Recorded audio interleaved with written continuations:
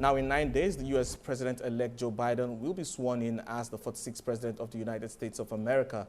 So how does this transition impact U.S.-Africa relations going forward? I'm joined by Jude Kearney, he's the chairman of the U.S.-Africa Committee of the Africa Energy Chamber. He joins me now for this conversation. Thank you so much for your time on the show today, Jude. And 2020 was quite a year when you look at the oil industry. And I'm looking at the near term in 2020. How will developments we're seeing in that sector impact African producers going forward? And when you look at what COVID-19 has done to the oil market, and also we've seen the oil prices kind of quite volatile in that period as well. And also, I'd like to get also your sentiments on projections for demand. Yes. Thanks, Kenneth. Good afternoon. It's a pleasure to be with you, and I'm very happy to join you in discussing what we expect for 2021 and beyond in regards to U.S.-Africa relationships, and in particular in regards to the African oil and gas and energy sectors. You know, in 2007, 2008, 2009, in the major recession that we had in those years, Africa, like the rest of the oil-producing world, was hit very hard, and it caused some, bearishness, obviously, with regards to investors, as well as in regards to outlooks among African governments.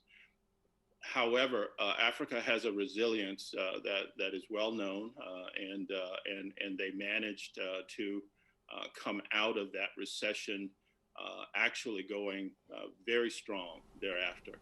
We expect the same, and in fact, despite the fact that 2020 has been very difficult, and COVID in particular has had unbelievably damaging impact on the oil and gas sector generally, there have been bright spots even in 2020 in the oil and gas sector in Africa.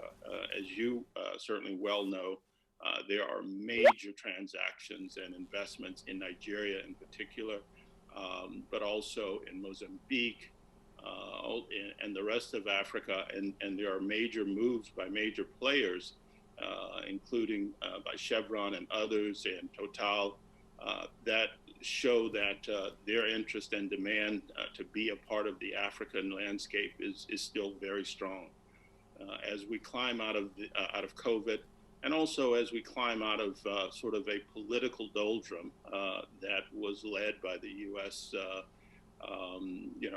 Failures on COVID and other matters, I think that we will see tremendous benefit coming to Africa and coming to the oil and gas sector in particular. I expect that oil and gas, which is... Go ahead, Kenneth, I'm sorry. All right, but because it's quite a run of activities that we've seen in the build-up to the U.S. transition next week. But I would like to know what the incoming administration will mean for Africa's oil and gas sector, and you can continue with your expectations. Yeah. Kenneth, it's not meant to be hyperbole or even a political statement to say that we could not do any worse than we have recently done in regards to U.S.-Africa relations. So even with someone less forward-thinking than Joe Biden, we will have improved over 2020. But as it turns out, Joe Biden himself and his cabinet and some of his senior appointed officials are very focused on Africa. I was involved in some of the development of Africa policy throughout the campaign, working with some people whom I've known for decades who have been focused on Africa and who are now going to be a part of this new administration. The transition will mean very positive partnerships and outlook between the U.S. and its African bilateral partners. So I'm expecting that broadly there will be more resources and more attention paid between the U.S. and Africa. And I also expect that despite a focus on, correcting the role of certain hydrocarbons, everyone has to acknowledge that not just Africa, but a large part of the world still depends on oil and gas. And Africa in particular has many countries which are now only finding those resources afresh. And so it would be certainly